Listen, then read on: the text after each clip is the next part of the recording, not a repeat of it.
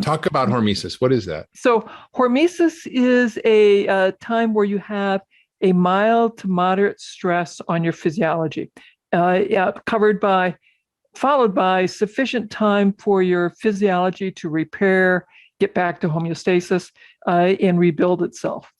So this is why strength training is so powerful. This is why high intensity interval training can be powerful.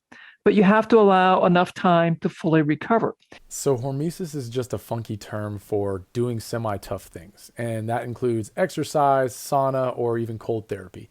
And when you implement these things in your life, it's going to make you more durable, more resilient from a mental and physical standpoint. So it's always good to try to implement these things into your daily life, and it's going to help you over the long term. Okay. Should we be afraid or should we not be afraid of saturated fat? What is your feeling on this? We absolutely should not be afraid of saturated fat. So let's go through some facts about fat that not many people know. So the first most important fact about fat is that every single food that contains fat contains all three fats: saturated, monounsaturated, and polyunsaturated. Who knew? Every food that contains fat contains all three types of fat. The third interesting fact about fat is that the only food group that has more saturated than unsaturated fat is dairy products. So people say meat is full of saturated fat. It's not. It's more full of unsaturated fat. And then they say eggs are full of saturated fat. They're not. It's more unsaturated fat. So not that it's bad for you, but they don't even get right where you find the fat. So I put a card up at conferences and then I run through what, for example, steak is. Red meat. So I'll say, take a typical steak. Before you've cooked it, 71% water. Most real food is mostly water. Then it's 21% protein. Then there's about 1%, which is ash and minerals. Then you've got 7% fat. Of those 7 points of fat, 2 are saturated and the rest are unsaturated. So saturated fat is literally the last thing that steak is. And they'll say, don't eat steak because it's full of saturated fat. And then the same goes for eggs, and then the same goes for fish. And okay, dairy has more saturated than unsaturated fat, but the total fat of full fat milk is 3.5%. It's also pretty cool to know that dairy is the only food group that has more saturated fat than unsaturated fat. So meat and eggs, things that people are like, hey, you should stay away from those because they have too much saturated fat, have more unsaturated fat than saturated fat. Wild. Why would nature, God, wherever you believe your food comes from, why would all that fat be put in food with the purpose of killing us? Right, especially babies. Why would that have, yeah, and breast milk is very high in saturated fat. Why would that happen if this stuff was trying to kill us? And if they're saying unsaturated fat is good but saturated fat is bad, no. So you're trying to tell me in the steak we've got 7% fat. You're telling me 5% is trying to save my life and 2% is trying to kill me. And in dairy products maybe it's 60% versus 40% or whatever of the bit that's fat. And remember, that's only 3.5%. So you're trying to tell me 2% is trying to kill me with dairy and 1.5% is trying to save me. It's just the other way around from the steak. Are you insane?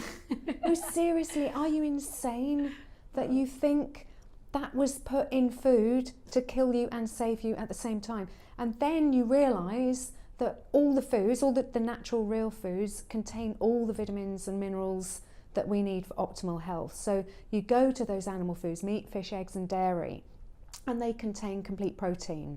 They contain the essential amino acids that we need. They contain the essential fats and in the form that we need them. They contain the vitamins and in the form that we need them, and the minerals in the form that we need them. So seriously again, you're now trying to tell me that not only did they put all the fats in, saturated, unsaturated, they put the right protein in, they put the essential fats, they put in the vitamins and the minerals, and still there's this saturated fat bit that's trying to kill us.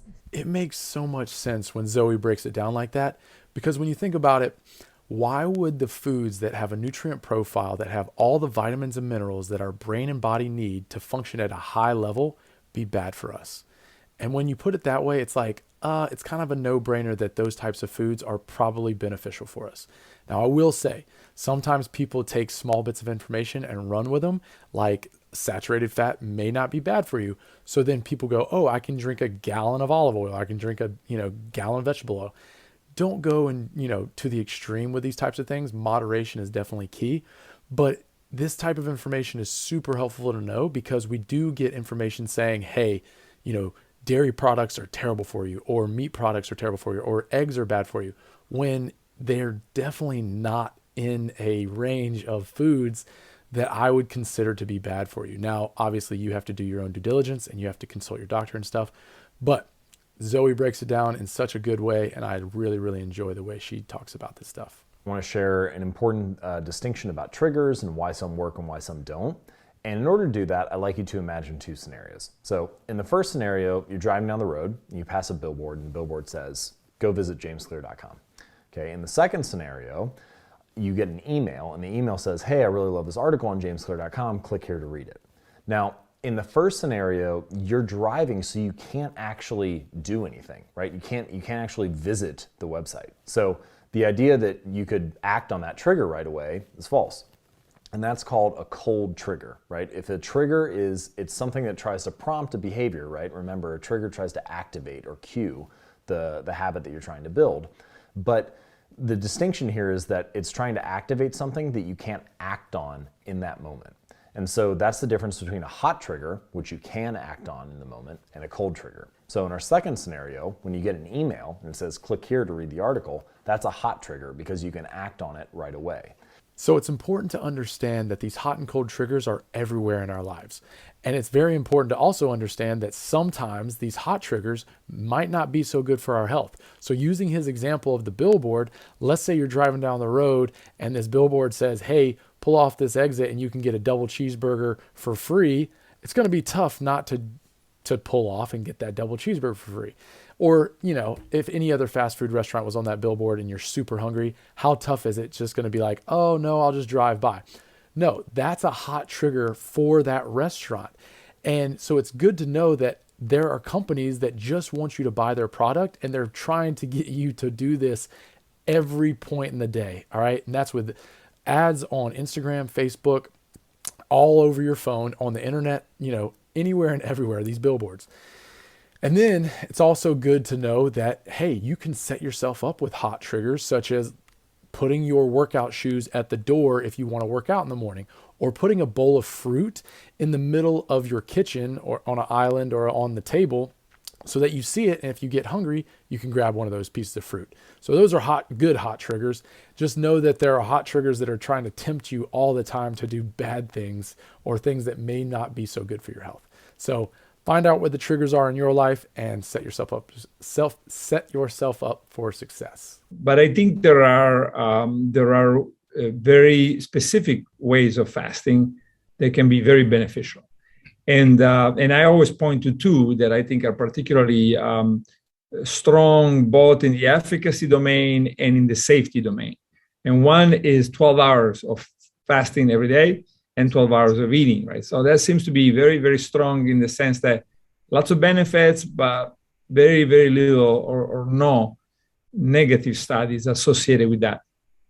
And the other one that we developed is the fasting mimicking diet, maybe done 2-3 times a year.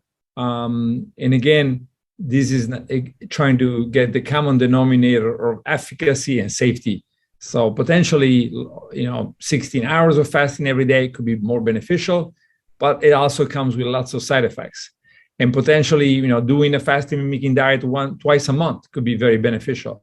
But, we don't know. We haven't seen side effects yet, but that doesn't mean they're not there. And so eventually, if you do something too many times, it could cause problems. So the bottom line is the 12-hour eating window is such a good principle to stick to while you figure out the rest of your health and wellness game. The fitness, the nutrition, sleep, stress management, all those things take time. But you can stick to a 12-hour eating window, and that will give you some semblance of a healthy lifestyle so that you can say, you know what, I don't know exactly what fitness routine or what nutrition, plan that I should stick to right now, but I'm trying to figure that out. In the meantime, I'm going to stick to this 12-hour eating window because I know it's going to help my circadian rhythm. It's going to help me digest food. It's so many benefits just to staying within a 12-hour window. So if it goes from 7 a.m., 7 p.m., 8 a.m. to 8 p.m., 6 a.m. to 6 p.m., all those are 12-hour eating windows. But just sticking to that is super, super beneficial for your mind and body. It seems like heat, mobility, sleep, keeping movement, and it turns out that the movement itself can act as a bit of an analgesic. It can actually reduce the pain. So I will be the first to say, do not take any injury lightly. Go to a professional, get their recommendation, do the things they tell you to do on a daily basis so that you can get back to 100% and you can do the things that you love to do.